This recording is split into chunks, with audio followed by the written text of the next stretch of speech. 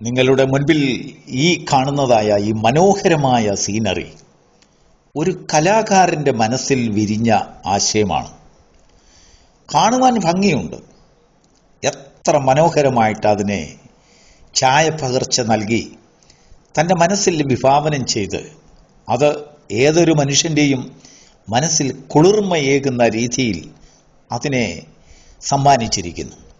എന്നാൽ ഒരു കാര്യം മനസ്സിലാക്കണം, ഇത് ഒരു യാഥാർത്ഥ്യമല്ല, യഥാർത്ഥമായ ഭവനമല്ല, യഥാർത്ഥമായ പശ്ചാത്തലമല്ല.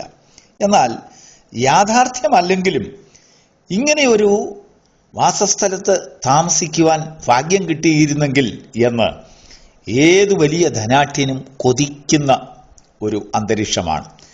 ആ അന്തരീക്ഷത്തിനൊരു കാരണമുണ്ട്.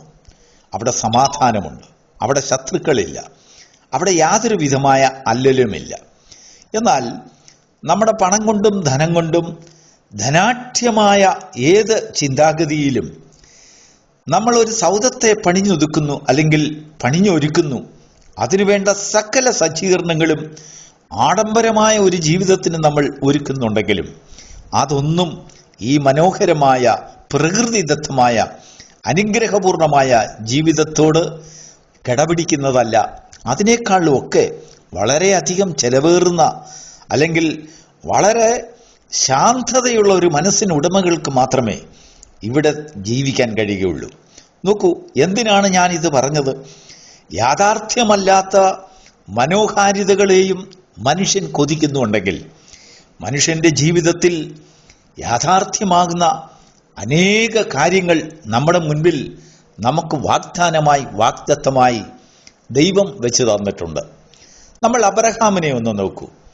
അബ്രഹാം ഇറങ്ങിപ്പെട്ടത് അല്ലെങ്കിൽ എന്നാൽ യാഥാർത്ഥ്യമല്ലെങ്കിലും ഇങ്ങനെ ഒരു വാസസ്ഥലത്ത് താമസിക്കുവാൻ ഭാഗ്യം കിട്ടിയിരുന്നെങ്കിൽ എന്ന് ഏതു വലിയ ധനാഢ്യനും കൊതിക്കുന്ന ഒരു അന്തരീക്ഷമാണ്. ആ അന്തരീക്ഷത്തിനൊരു കാരണമുണ്ട്. അവിടെ സമാധാനമുണ്ട്, അവിടെ ശത്രുക്കളില്ല, അവിടെ യാതൊരു വിധമായ അല്ലലുമില്ല. എന്നാൽ നമ്മുടെ പണം കൊണ്ടും ധനം കൊണ്ടും ധനാഢ്യമായ ഏത് ചിന്താഗതിയിലും നമ്മളൊരു സൗധത്തെ പണിഞ്ഞൊതുക്കുന്നു അല്ലെങ്കിൽ പണിഞ്ഞൊരുക്കുന്നു, അതിനുവേണ്ട സകല സജ്ജീകരണങ്ങളും ആഡംബരമായ ഒരു ജീവിതത്തിന് നമ്മൾ ഒരുക്കുന്നുണ്ടെങ്കിലും അതൊന്നും ഈ മനോഹരമായ പ്രകൃതിദത്തമായ അനുഗ്രഹപൂർണമായ ജീവിതത്തോട് കിടപിടിക്കുന്നതല്ല. അതിനേക്കാളും ഒക്കെ വളരെയധികം ചെലവേറുന്ന അല്ലെങ്കിൽ വളരെ ശാന്തതയുള്ള ഒരു മനസ്സിന് ഉടമകൾക്ക് മാത്രമേ ഇവിടെ ജീവിക്കാൻ കഴിയുകയുള്ളൂ. നോക്കൂ, എന്തിനാണ് ഞാനിത് പറഞ്ഞത്? യാഥാർത്ഥ്യമല്ലാത്ത മനോഹാരിതകളെയും മനുഷ്യൻ കൊതിക്കുന്നുണ്ടെങ്കിൽ മനുഷ്യൻ്റെ ജീവിതത്തിൽ യാഥാർത്ഥ്യമാകുന്ന അനേക കാര്യങ്ങൾ നമ്മുടെ മുൻപിൽ നമുക്ക് വാഗ്ദത്തമായി ദൈവം വെച്ച് തന്നിട്ടുണ്ട്. നമ്മൾ അബ്രഹാമിനെ ഒന്ന് നോക്കൂ. അബ്രഹാം ഇറങ്ങിപ്പെട്ടത് അല്ലെങ്കിൽ പുറപ്പെട്ടു പോരുന്നത് കൽദേയരുടെ ഊരിൽ നിന്ന്. മനോഹരമായ ഒരു പട്ടണമായിരുന്നത്. ഇറാഖിലെ മെസൊപ്പൊത്താമിയയിൽ ഉണ്ടായിരുന്നതായ തൻ്റെ ദേശം. ആടുമാടുകളും കന്നുകാലികളും വളരെയധികം ദാസന്മാരും പൊന്നും വെള്ളിയും വളരെയധികം സമ്പന്നതയോടുകൂടി കഴിഞ്ഞതായ ഒരു കുടുംബത്തിൽ നിന്ന് അദ്ദേഹത്തെ വിളിച്ചുകൊണ്ടുവന്ന് ദൈവം എന്തൊക്കെയോ കൊടുക്കാം എന്ന് വാഗ്ദത്തം ചെയ്ത് ആ വാഗ്ദത്ത ഭൂമിയെ അബ്രഹാം വിശ്വാസത്താൽ കണ്ടു. അങ്ങ് ദൂരെ, വളരെയധികം ദൂരെ, തൻ്റെ കണ്ണെത്താത്ത ദൂരത്തിൽ, തനിക്ക് അധികമൊന്നും ദർശിക്കുവാൻ കഴിഞ്ഞില്ല എങ്കിലും ദൈവം അവനോട് പറഞ്ഞത് എന്താണെന്ന് വെച്ചാൽ, നീ ആ ദേശത്ത് ചെല്ലുമ്പോൾ ആ ദേശത്ത് നെടുകയും കുറുകയും നടക്കണം എന്ന് പറഞ്ഞാൽ ആ ദേശമൊക്കെയും നിനക്ക് ക്രൂശിക്കപ്പെട്ടിരിക്കുന്നു, നിനക്കുള്ളതല്ല. അബ്രഹാം അതാണ് മനസ്സിലാക്കിയത്. നമ്മൾ വിചാരിച്ചും കിഴക്കോട്ടും പടിഞ്ഞാറും തെക്കോട്ടും വടക്കോട്ടും എന്തിനാണ് നടക്കുന്നത്? ഈ ലോകം നമുക്ക് ക്രൂശിക്കപ്പെട്ടിരിക്കുകയാണ്. ഈ ലോകത്തിൽ വളരെയധികം മനോഹാരിതകൾ കാണും. പാലും തേനും ഒഴുകുന്ന ദേശത്ത് ആർക്കാണ് താമസിക്കുവാൻ കൊതിയില്ലാത്തത്? തീർച്ചയായിട്ടും കൊതിക്കും. നമ്മളെല്ലാവരും ആഗ്രഹിക്കും അല്ലലില്ലാത്ത ജീവിതം, സമാധാനമായ ഒരു ജീവിതം. നമ്മുടെ എല്ലാം ജീവിതത്തിൽ ആഗ്രഹമുണ്ട്. എന്നാൽ അബ്രഹാമിനോട് ദൈവം സംസാരിച്ചപ്പോൾ അബ്രഹാമിന്റെ ദൃഷ്ടി നാം വിചാരിക്കുന്ന ദൃഷ്ടിയേക്കാൾ വളരെ വിഭിന്നമായ രീതിയിലാണ് അവിടെ പ്രവർത്തിച്ചത്. അബ്രഹാം കൈപ്പണിയല്ലാത്ത ഒരു ഭവനത്തിന് വേണ്ടി. അതാണ് എബ്രായ ലേഖനത്തിൽ അപ്പോസ്തലനായ പൗലോസ് അതിനെക്കുറിച്ച് വളരെയധികം പഠിച്ചു. നമ്മൾ കേവലം ഉൽപ്പത്തി പുസ്തകത്തിലെ അബ്രഹാമിന്റെ കുറെ ചരിത്രങ്ങൾ മാത്രമേ വായിച്ചിട്ടുള്ളൂ എങ്കിലും അപ്പോസ്തലനായ പൗലോസ് അബ്രഹാമിന്റെ മനോഗതിയെയും തന്റെ ആത്മവീക്ഷണത്തെയും ആത്മീക ദർശനത്തെയും കുറിച്ച് വളരെ ആഴത്തിലുള്ളതായ ഒരു പഠനം താൻ നടത്തി. അതുകൊണ്ടാണ് പൗലോസ് ഇങ്ങനെ എഴുതിയിരിക്കുന്നത്: കൈപ്പണിയല്ലാത്തതായ ഒരു നഗരത്തിനു വേണ്ടി ഈ ലോകത്തിൽ കാണുന്നതൊന്നും ആ കനാന്യ ദേശത്ത് കണ്ടതായ അനുഗ്രഹങ്ങളും സമ്പത്തും കിണറുകളും വൃക്ഷലതാദികളും ആടുമാടുകളും പൊന്നും വെള്ളിയും ഒന്നും നിലനിൽക്കുന്നതല്ല എന്ന് അബ്രഹാമിന് മനസ്സിലായി. ഇതെല്ലാം താൽക്കാലികമാണ്, മനുഷ്യനിർമ്മിതമാണ്. മനുഷ്യന്റെ ആ ആഗ്രഹത്തിനും കൊതിക്കും അനുസരിച്ച് അവൻ ചമച്ചുണ്ടാക്കുന്ന ദേശത്തിന്റെ ഭംഗിയാണെന്ന് അബ്രഹാമിന് മനസ്സിലായി. എന്നാൽ അബ്രഹാം അതിനെക്കാട്ടിലും വലിയൊരു പട്ടണത്തിന് വേണ്ടി അബ്രഹാം കൊതിച്ചു. തനിക്ക് വേണ്ടി ദൈവം ഒരുക്കുന്നതായ പട്ടണം അതിൽ നിന്ന് വ്യത്യസ്തമാണെന്ന് അബ്രഹാം കണ്ടുപിടിച്ചു. അതിലേക്ക് പോകണം, എങ്ങനെയെങ്കിലും അതിനെ പ്രാപിക്കണം എന്നുള്ളതായ ഒരു ആഗ്രഹം അബ്രഹാമിൽ വന്നപ്പോൾ ഈ ഭൂമിയിലുള്ളതായ സകലതും അബ്രഹാം അത് മനസ്സുകൊണ്ട് വെറുക്കുവാൻ തുടങ്ങി. അബ്രഹാമിന്റെ മുൻപിൽ ആ ഒരു ലാഭമായിരുന്നതൊക്കെയും എല്ലാം താൻ മനസ്സുകൊണ്ട് ഉപേക്ഷിച്ചു.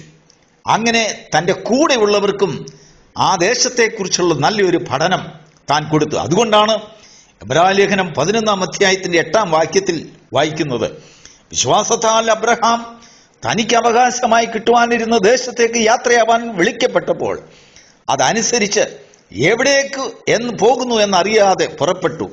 അവൻ വിശ്വാസത്താൽ പുറപ്പെട്ടപ്പോൾ കൂട്ടവകാശികളായ ഇസ്ഹാക്കിനോടും യാക്കോബിനോടും കൂടെ കൂടാരങ്ങളിൽ പാർത്ത് അന്യദേശത്ത് അല്ലെങ്കിൽ അന്യദേശത്തൊക്കെയും കൂടാരത്തിൽ പാർക്കുന്ന ഒരു അനുഭവം ഉണ്ട് എന്ന് അവരെ പഠിപ്പിച്ചു.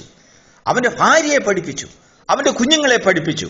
അവന്റെ തലമുറകൾ അങ്ങനെ ആയിരിക്കണം എന്ന് അവർക്ക് നന്നായി ഒരു പഠനം കൊടുത്തു.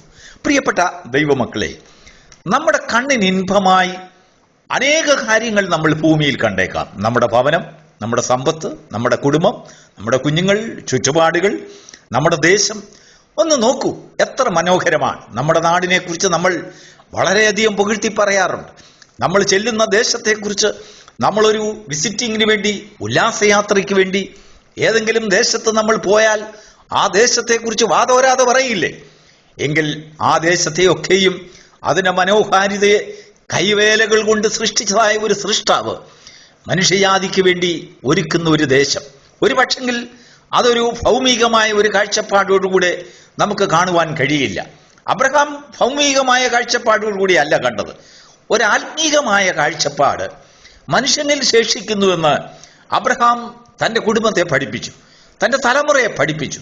തന്നെ വിളിച്ച് വേർതിരിച്ചു കൊണ്ടുവന്ന് ദൈവവുമായിട്ട് യാതൊരു ബന്ധമില്ലാതിരുന്നതായ ഒരു മനുഷ്യനെ വിശ്വാസത്താൽ ഉള്ള ഒരു ദൃഷ്ടി അവനിൽ സൃഷ്ടിച്ചുകൊണ്ട് അവന്റെ കണ്ണുകളെ മാറ്റി സൃഷ്ടിക്കാമെന്ന് ദൈവം കണ്ടുപിടിച്ചു.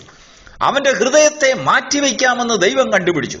അതുകൊണ്ടാണ് അബ്രഹാമിന് മറ്റുള്ളവരിൽ നിന്നും വ്യത്യസ്തമായ ഒരു വിളി ഉണ്ടായത്. അബ്രഹാമിൽ ഒരു ഓപ്പറേഷൻ ചെയ്താൽ അവന്റെ ഹൃദയത്തെ മാറ്റുവാൻ കഴിയും, അവന്റെ കണ്ണുകളെ മാറ്റുവാൻ കഴിയും, അവന്റെ ചിന്താഗതികളെ മാറ്റുവാൻ കഴിയും. ഇങ്ങനെയുള്ള ഒരു മനുഷ്യനെയാണ് ദൈവത്തിന് ആവശ്യം. നീ കേവലം യാദൃച്ഛികമോ അല്ലെങ്കിൽ നിന്റെ മുൻപിൽ കാണുന്ന മൺമയമായ കാര്യങ്ങൾക്ക് വേണ്ടി ആഗ്രഹിക്കുന്ന കേവലം ഒരു മനുഷ്യത്വമാണ് നിന്നിലുള്ളതെങ്കിൽ ദൈവത്തിന് നിന്നിൽ കൂടെ പ്രവർത്തിക്കുവാൻ കഴിയുകയില്ല. നിന്റെ കണ്ണുകളെ, നിന്റെ ദൃഷ്ടികളെ മാറ്റുവാനും നിന്റെ ഹൃദയത്തെ മാറ്റുവാനും നിന്റെ വിശ്വാസത്തിന്റെ ആ പരിമിതമായിട്ടുള്ള ആ വഴികളെ മാറ്റുവാനും ദൈവത്തിന് സാധിക്കുമെങ്കിൽ അത് നിന്നെ കൊണ്ട് പക്ഷെങ്കിൽ സാധിച്ചെന്നിരിക്കത്തില്ല. നമുക്കാർക്കും അത് മാറ്റുവാൻ കഴിയുകയില്ല. കാരണം ജന്മനാൽ നമുക്ക് ലഭിച്ചതാണ്. എങ്കിലും ജന്മനാൽ നമ്മളിൽ തന്നിരിക്കുന്നതായ ദൈവത്തിന് അതിനെ മാറ്റുവാൻ കഴിയും, അതിനെ രൂപാന്തരപ്പെടുത്തുവാൻ കഴിയും. പക്ഷെങ്കിൽ അതിന് നമ്മുടെയും കൂടെ സമ്മതം വേണം, നമുക്കൊരാഗ്രഹം വേണം. ഈ ആഗ്രഹം നമ്മിൽ ഉണ്ടാകുമ്പോഴാണ് നിന്റെ ആഗ്രഹത്തിനനുസരിച്ചുള്ളതായ ഒരു പ്രവൃത്തി ദൈവത്തിൽ നിന്നുണ്ടാകുന്നത്. ഈ സമയം ദൈവത്തിന്റെ വചനം കേൾക്കുന്ന പ്രിയപ്പെട്ട ദൈവമക്കളെ, നിന്റെ ഹൃദയത്തിലെ ആഗ്രഹം, നീ ആഗ്രഹിക്കുന്ന ഒരു ദേശം, കൈപ്പണിയായതാണ്, ഈ ഭൂമിയിലുള്ള മനോഹാരിതയാണ് നിനക്ക് ആവശ്യമെങ്കിൽ ഒരുപക്ഷെങ്കിൽ ദൈവം നിന്നെ അത് കാണിച്ചേക്കാം. അബ്രഹാമിനോട് ദൈവം പറയുന്നു, നീ പോകുന്നിടത്ത് നെടുകയും കുറുകയും നടക്കുക. നമ്മുടെ ജീവിതത്തിൽ നമ്മൾ കാണുന്നതിനെക്കുറിച്ച്, നമ്മൾ കേൾക്കുന്നതിനെക്കുറിച്ച്, നാം അനുഭവിക്കുന്നതിനെക്കുറിച്ച്, നമ്മുടെ കൈപ്പടയിൽ ഉള്ളതിനെക്കുറിച്ചൊക്കെയും ഒരു ക്രൂശിന്റെ ശക്തി നമ്മളിൽ ഭരിക്കുന്നുണ്ടെങ്കിൽ മാത്രമേ കൈപ്പണിയല്ലാത്ത ഒരു നഗരത്തിനു വേണ്ടി കാത്തു നിൽക്കുവാൻ നമുക്ക് സാധിക്കുകയുള്ളൂ. നമ്മുടെ മുൻപിൽ കാണുന്നതായ 2024 ഒരുപക്ഷെങ്കിൽ അങ്ങനെയുള്ള ഒരു ദേശത്തെ നമ്മളെ കാണിക്കുന്ന ഒരു വർഷമായിരിക്കാം. നമ്മുടെ ജീവിതത്തിൽ കണ്ടിട്ടില്ലാത്ത ഒരു ദേശത്തിന് വേണ്ടിയുള്ള ഒരു യാത്ര, അതത്ര മനോഹരമായിരിക്കും. ആ യാത്ര ഉല്ലാസത്തിന്റെയും സമാധാനത്തിന്റെയും ആശ്വാസത്തിന്റെയും തീനാളങ്ങൾ നമ്മുടെ മുൻപിൽ പ്രകാശിപ്പിക്കുന്നതായിരിക്കും. ആ പ്രകാശത്തിൽ നടക്കുവാൻ ദൈവം നിങ്ങളെ മേൽക്കുമേൽ അനുഗ്രഹിക്കുമാറാകട്ടെ. God bless you.